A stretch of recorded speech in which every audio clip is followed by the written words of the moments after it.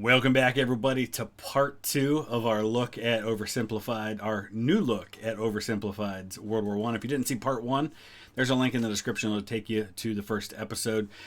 Also, I want to invite you to check out some of the other things that we have going on. There are links in the description to my podcast. A new episode of the podcast should be coming out today. It's on the tragic private lives of some of the American presidents. So check that out on whatever podcast server that you use, as well as check out some of my other channels, VTH Gaming, as well as VTH Originals and VTH Extra. Actually, a new video just went up on Originals today that you'll only find there. It is not on this channel as well. It's a clip that I shot telling the story of an 18-year-old German soldier who died saving the lives of a couple of Dutch kids, and is, I think, one of the only soldiers from the Wehrmacht that has a statue to him, certainly that has a statue to him in one of the occupied countries. So pretty special thing there. So check that out. That's on VTH Originals. Let's go ahead and dive into part 2. With both sides stuck in a hard stalemate, they knew this war wasn't going to be about taking territory, but about simply wearing each other down. Yep. The Allies had plenty of men to expend from its overseas dominions. And the British also started a naval blockade, so Germany couldn't import stuff, like food. Neither side really wanted a long, grueling war, though, so they both thought of ways to break the deadlock on the Western Front. So, it's important to note that this was not a European conflict only. Even before the United States got involved. You go over there today and you walk through, on the Western Front, you walk through the cemeteries, the Commonwealth War Graves Commission cemeteries, and you're going to see men from South Africa and Australia and New Zealand and from India. You're going to see in the French cemeteries, you're going to be seeing men from Africa there, like places like Algeria, for example. There are even Russians buried on the Western Front. I actually visited one of those cemeteries, the Russian war cemetery that is over in the Meuse-Argonne area. Actually, I think it's in Champagne. This is a world war that just happens to have most of the fighting taking place in Europe. But there's fighting taking place in Africa. There's fighting taking place in the Middle East. It's a world conflict. That's why we call it that. Idea number 1, new frontiers. When the war first broke out, Australia was quick to take German New Guinea.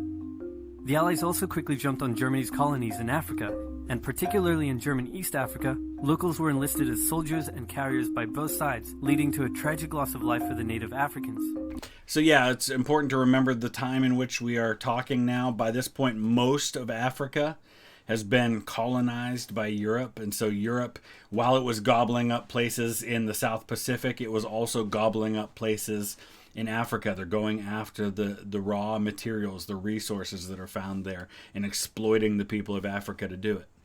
Some new combatants entered the war as well. The Allies' new friends were Italy and Japan. Japan was busy building itself an empire, so it was more than happy to take away German islands and colonies in East Asia. You see a lot of this happening in World War I. This is not a strongly ideological conflict. This is much more practical than that. This is about making gains for your country at this point. I'm not saying there weren't ideological factors in the start of the war. Things like, for example, Russia wanting to back up Serbia, which is a fellow Slavic nation, things like that. But Italy, for example, there were some territory that they wanted, that they felt belonged to them from the Austro-Hungarian Empire. And I think if the Austro-Hungarians had said, we'll give it up to you, Italy either sits it out altogether or maybe even joins in on the side of the Central Powers, which they had kind of been allied with before the war. Japan sees an opportunity to seize some territory in the Pacific, while Germany has to deal with stuff in Europe and doesn't really have the Navy to stretch itself that thin. So you start to see these other countries get involved for these reasons. Italy actually had an alliance with Germany and Austria-Hungary before the war, but after some tense relations, and then the Allies promising to give them some of Austria-Hungary's stuff, they switched sides. And this isn't the only time the Allies do this. The Allies make similar promises in the Middle East that they then go back on. Italy opened up a front in the mountains here, but like everyone else, they were stuck in stalemate for most of the war. The Central Powers knew... I've been pausing a lot, I know, but we don't talk enough about the Italian front, and I include myself in that. I don't know enough about this. I know there's a ton of fighting in Isonzo. There's like a dozen battles or more at Isonzo. And, there's these horrible situations that happen, things like White Friday, where you have these avalanches that bury soldiers and intentionally caused by artillery. And some of the most brutal fighting of the war takes place in the mountains on the border there, but very little changes as far as territory goes. It's much like the Western Front. Friend was a struggling empire in the Middle East. The Ottoman were divided on whether to actually join the war or not, since they had been exhausted by the recent Balkan Wars. Some of the politicians who did want to join went off on their own and fired some shells at Russia, and then came back and said, "Whoops, looks like we're at war now." The Ottoman entry into the war was of particular concern to the British, since the Middle East was full of oil, and Britain wanted all of that oil. First, the Ottomans tried to attack Russia in the Caucasus Mountains, but they weren't prepared for the cold, and many of them... Big surprise! Somebody attacked Russia and wasn't prepared for the cold. The Ottoman Empire in Russia had multiple wars over the years. This is an area of a lot of conflict, and Russia had kind of taken upon itself in the past centuries the mantle of kind of being the defenders of the world against the encroaching threat from the Ottoman Empire. So it was very natural for the Ottomans to come in if it meant going to war with Russia. Froze to death. Then they crossed miles of desert to take the Suez Canal from the British, but that failed too. Then the Allies tried to take the Dardanelles at Gallipoli in a long and hard trench warfare campaign, but that also failed. Imagine kind of a precursor to D-Day, but in World War I and a failure. There's the Anzacs, the Australia and New Zealand Army Corps.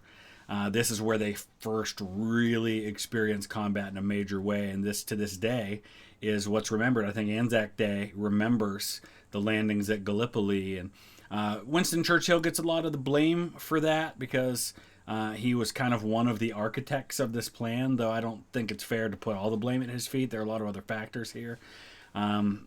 But it was a disaster for the Navy. It was a disaster for the Army. But it's something probably deserves its own video. The Ottomans blamed their initial losses on the ethnic Armenians living within Ottoman territory, and the resulting Armenian genocide led to the deaths of 1.5 million people. Then the Germans sent spies and... I don't want to skip past that without talking about it, and I know that if the past is any indication, anytime we talk about the Armenian genocide, I get people from Turkey coming out of the woodwork telling me it didn't happen. Save it. I will delete your comment. I will block you. It happened. Now, you can argue why it happened. You can argue the nature of how it went down, but it happened. These people died. They died because of intentional actions. There's no doubt. There's no questioning that. To Afghanistan to try to convince the Arab tribes there to rise up in jihad against the British and attack India. But that plan failed, partly because the spies got bored, brewed their own alcohol, and got drunk, which is a bad thing to do in Afghanistan. All these new frontiers hadn't done much to change the war. Aware that the Allies had more men and supplies than them, the Germans knew they had to do something to break the stalemate. Before the war, there was a big conference that set out the rules of modern warfare. No chemical weapons, no killing civilians. Basically, don't be jerks. The Germans held a meeting and decided to be jerks.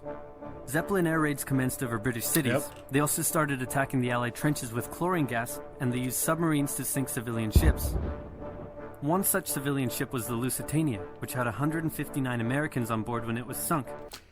And also had a bunch of ammunition and other things used for the war effort. And I've said this before, and I'll say it again. I'm not necessarily defending what we call unrestricted submarine warfare, but I have a very difficult time seeing a significant difference between the Germans' unrestricted submarine warfare and the Allied blockade of Germany. Both basically were done to affect the same outcome. And honestly, the Allied blockade killed more civilians than unrestricted submarine warfare did. That is a fact. That's just the reality. And I know here in America, we talk a lot about the Lusitania, but that happened in the spring of 1915. It was like in the first 8 months of the war. It was another 2 years before the U.S. got involved. There were other factors that played into the U.S.'s involvement in the war, much more than the Lusitania. I think we overblow the Lusitania's connection to U.S. involvement a little bit. Further swaying U.S. opinion against the Germans. Not to be completely unfair to the Germans, the Allies also engaged in chemical warfare soon after, and they had been hiding anti-submarine weapons on their civilian ships. And it's important to note, too, that the Germans did a couple of things. Number one, they published warnings in newspapers like in New York City, telling the civilians, stay off of these ships. We will attack them. This is what we're doing. You've been warned.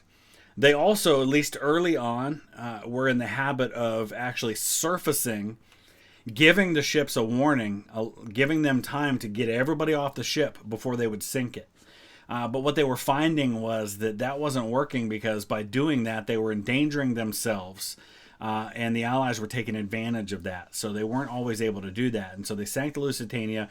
It sank right off the coast of Ireland. It was super close to the Irish coast. And I think they only hit it with one torpedo. And even the Germans were surprised at how quickly Lusitania sank.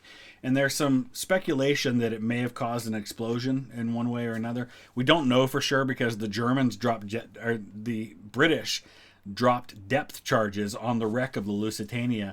So by the time, in more recent times, we were able to get down and go look at it, there's so much damage you can't really tell exactly what happened. Which let the Germans justify their attacks. Meanwhile, Austria-Hungary still hadn't dealt with Serbia, so the Central Powers enlisted some help. Bulgaria wished it was bigger and was still bitter about losing the Second Balkan War. The Central Powers promised to make all of Bulgaria's wildest dreams come true if they helped, so they signed on, and together they knocked out Serbia. Hey, fun fact, by the way, the Tsar of the Bulgarians, same family, same house as the current Queen of England. Now, I know that the British royal family has changed the name of their house to the House of Windsor, and that's going to stay that way, even though technically it's a new dynasty with Charles when he takes the throne.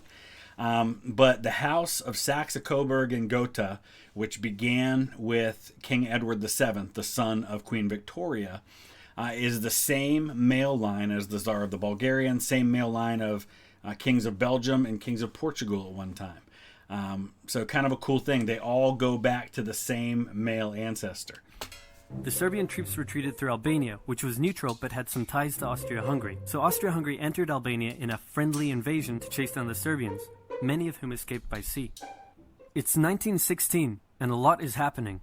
As if they didn't have enough enemies already, Germany added one more to the list. Portugal had been getting a bit chummy with the Allies behind the scenes, and Germany didn't like that one bit. Around the same time, the only sea battle of the war happened. Both sides had a new powerful class of battleships called dreadnoughts, but they were so expensive to build that neither side wanted to risk losing them in a battle. So they kept them in port, except for one time when they had a big fight and a bunch of them got damaged, so they didn't try that again. And among the people who fought at the Battle of Jutland, who was on board of one of those ships, was the future King George VI, Prince Albert as he was then known.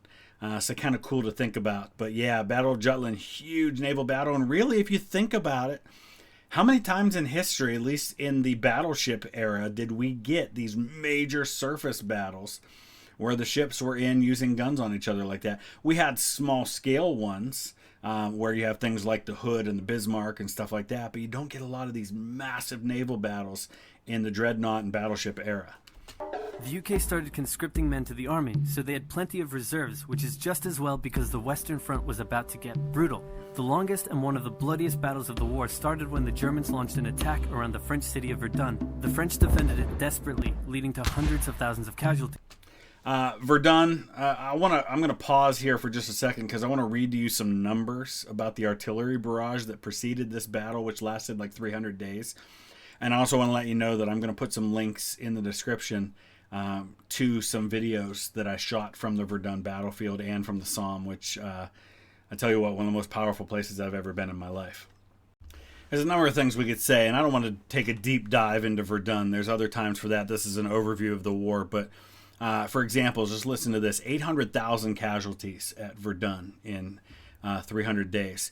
An estimated 70% of those casualties were caused by artillery.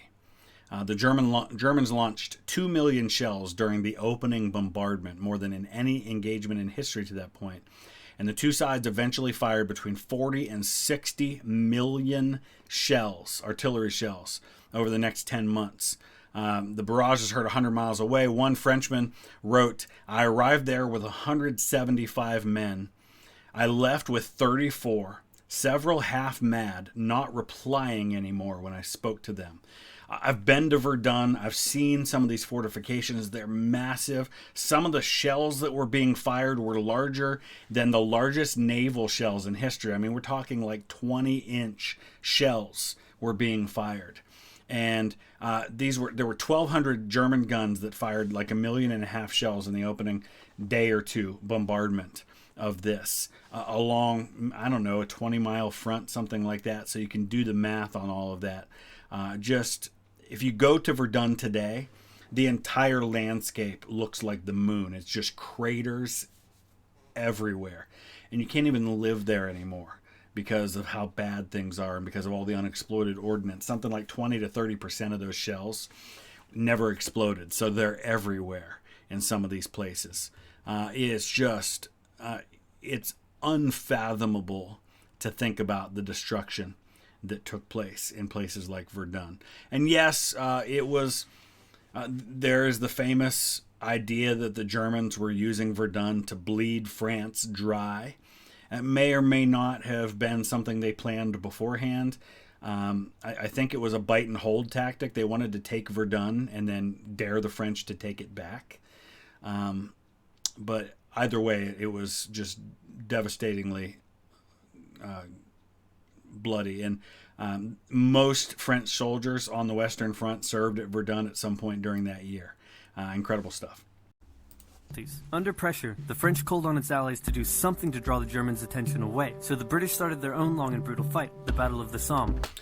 That's a little misleading. The Battle of the Somme was already planned before Verdun happened. In fact, Verdun throws the Somme plan off. The attack at the Somme was planned there. It wasn't the best place to attack. It was actually a really bad place to attack because the Germans were well entrenched there, and they had been well entrenched there for like a year and a half. The reason they attacked there is that's where the French and British lines came together. If you imagine it as a long flank, like a long front, the Germans are on the left flank, the French are the center and the right. And this is where the British and French come together, is at the River Somme. And so that was where the attack was planned for that reason. But when Verdun happened, it caused the French to have to redeploy a lot of their troops. And so the opening attack on July 1st, 1916 became a primarily British attack. There were some French divisions involved on the southern end of the attack, but it became much more the British because the French had to deal with the Somme, had to deal with Verdun. So no, the Somme wasn't done to take the pressure off of Verdun. It was already planned. They were hoping it would do that, as well as there on the Eastern Front, there was an attack happening there too, the Brusilov offensive, which all of this was meant to put a lot of pressure on the Germans at the same time, where they couldn't hold in all three places at the same time. With 60,000 British casualties on just the first day. It was also here that the British first used one crazy brand new piece of sci-fi technology. The Russians had been getting pushed back further and further into their own territory, but in response to the French call for help, they began a huge offensive, and did really well until they ran out of supplies and got stuck. Seeing how well the Russians had been doing, Romania decided now would be a great time to jump in and win the war, and then they got pounded. The Greeks were fighting amongst themselves. But again, what that does is it causes the Germans and the Austro-Hungarians to have to extend their lines further, and it weakens their fronts against the Allies in other places. About whether to join the war or not. The king liked the Central Powers, while the Prime Minister wanted to join the Allies. After a brief national schism, during which the country split into two, the king finally abdicated and the country reunited. With Allied help, they began a new offensive. And that king, his family, is the family of Prince Philip, who was the husband of Queen Elizabeth II. In the Middle East, Russia was pushing into Ottoman territory from the north. The British had also made a landing in Mesopotamia to protect Persia's oil fields, and they had also sent a small army up the Tigris River to try to take Baghdad. But the army got sieged in the town of Kut along the way, and eventually surrendered.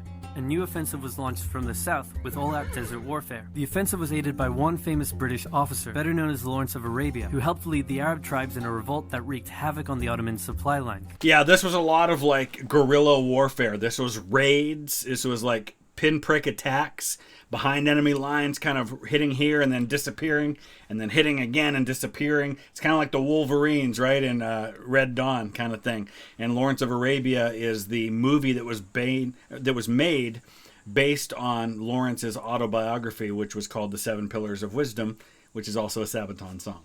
By the time 1917 rolled around, everyone was exhausted. There were mutinies in the French army, the German populace was starving, and the war had drained all of Russia's supplies. There was no clear winner, and it was still anyone's war. The only question now was, who was going to break first? And the answer was Russia. Tired of not eating, and mad that a crazy magic homeless guy was calling some of the shots, Crazy magic homeless guy. We've done videos on Rasputin, so we won't get into all of that. And I've also done videos on the Russian Civil War and all of that. So there's an uprising in Petrograd, complete with riots and strikes. The riots turned into a full-scale revolution, and a new government overthrew the Tsar. Then a few months later, the Bolsheviks overthrew the new government, and they pulled Russia out of the war. This was great news for Germany, who now only had to focus on the Western Front. But there was still one problem. The pesky United States of America was looking increasingly like it was going to join the war. This is where timing is everything. You know, there are times in history where a few minutes or even a few seconds completely changes the trajectory of history. And this is one of those times where even a matter of weeks may have made all the difference.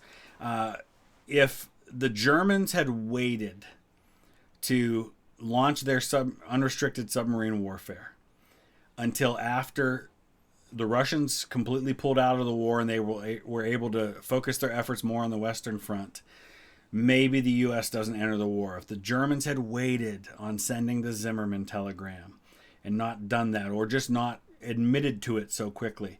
Like, this is a time right now where right as Russia's getting out of the war, the Germans are ramping up activity that draws the Americans into it. And if they had waited just a little bit longer, maybe things are different. America had been selling supplies to the Allies throughout the war and was getting super rich off the back of it, meaning it was in fantastic shape and was dangerous to the Germans. It's also important to point this out because the idea that the United States was neutral throughout this war to this point is ridiculous. Were they involved militarily? No. But economically, not even a tiny bit neutral. Heavily supporting the Allies, much like they do in World War II with Lend-Lease and things like that, where they're supporting financially the Allies and supporting them with materials, even though they're not militarily involved. So Germany sent a telegram to Mexico saying, wouldn't it be crazy cool if you guys attacked America? But the British intercepted the message, showed it to the Americans, and that was the final straw. So how did the British intercept the message? Well, early in the war, the British had cut German communication with North America, the underground cables. And so the Germans were they had kind of piggybacked on the British communication lines to send their diplomatic messages to places like Mexico. And they used one of those lines, which were being tapped by the British. And so the British intercepted the message and they showed it to the Americans. And, you know, the Germans could have said, no, we didn't send that message. The British are making this up. And it might have bought them some time, but they came right out and said, yeah, we did it. It's true. And you have to remember, what is this? This is a time when Mexico's just gone through a civil war. 70 years earlier, a bunch of this territory here in what is now the southwestern United States had been taken from Mexico in the aftermath of the Mexican-American War. So this is recent history for the Mexicans. The Germans are saying, hey, wouldn't you like to get your stuff back that the Americans took 70 years ago? We got a plan for how you can. So it's a reasonable thing for the Germans to have done under the circumstances. They just didn't do a very good job of carrying it out. American troops began shipping out to Europe. This was terrible news for Germany, and they knew their only hope now was to force France and the UK to surrender before the fresh American troops arrived. It was now or never, so they started one final attack. They converged their troops and hit hard at the Somme and pushed the Allies back. So this was called, it's often called the Kaiserschlacht offensive or the Spring offensive. And the plan was, it's actually, I think, 4 different offensives. But the idea was get in between the British and the French, force the British to surrender or pull their troops back across the Channel and force the French into a negotiated peace. That was the plan. And the Americans are starting to arrive in small numbers, but it's really not until the spring of 1918, or really the summer of 1918, that the Americans are there in any numbers to be able to help out. Really, kind of one of the first places they heavily get involved is on the tail end of the Kaiserschlacht at a place like Belleau Wood. They hit a second time further north, then again and again. With each hit, the Germans were spending more and more resources, while the Allies were getting better and better at repelling their attacks. By the fifth punch, the Allies held the line and even pushed back. With American troops now arriving in larger numbers, the Allies launched a counterattack, and that was it. Yep. The Central Powers were being pushed back on all fronts. Bulgaria collapsed first, followed by the Ottoman Empire, then Austria-Hungary, and finally on November 11th, 1918, at 11 o'clock, Germany surrendered. At the peace treaty, Germany was forced to reduce its military, accept war guilt, and pay the bill for the war. So, kind of a sad footnote to all of this, and I have a video that I recorded. I haven't put it up yet. I recorded it from the place where the last soldier of the war was killed. He was an American soldier who was killed knowing that the war was about to end in a couple of minutes. And he basically charged into a German machine gun position on purpose and was killed. But there were thousands of deaths that took place after the armistice was signed, but before it took effect. The Germans wanted it to take effect immediately. The Allies actually were the ones who said, no, we want it to wait until 11 o'clock on November 11th, and then they took every minute they could until then to try and get further gains, and they cost the lives of thousands more soldiers that didn't need to die, all because they wanted to take some more territory before the war stopped. After indescribable suffering and millions dead, the world learnt its lesson and never had such an awful war again. For about 20 years. Yeah. And right on the tail end of that, too, you have the outbreak of Spanish flu. Even though it didn't come from Spain, the first confirmed outbreak is in the United States, and probably carried over by American soldiers coming to the front. And that'll kill even more people than... I think the estimates for the dead, both military and civilian, in World War I are like 17 to 22 million. And the Spanish flu is anywhere from like 20 to 100 million. So all of that, and then doubled or more in the aftermath of the war because of the flu. So awful stuff. I don't mean the Oversimplified, which is fantastic, but what happened. Let me know your thoughts. Use the comment section below. Please check out some of the links that I mentioned that are down in the description, but also a couple that I'll throw up here on the screen for you to check out as well. Thanks for watching. We'll see you again soon.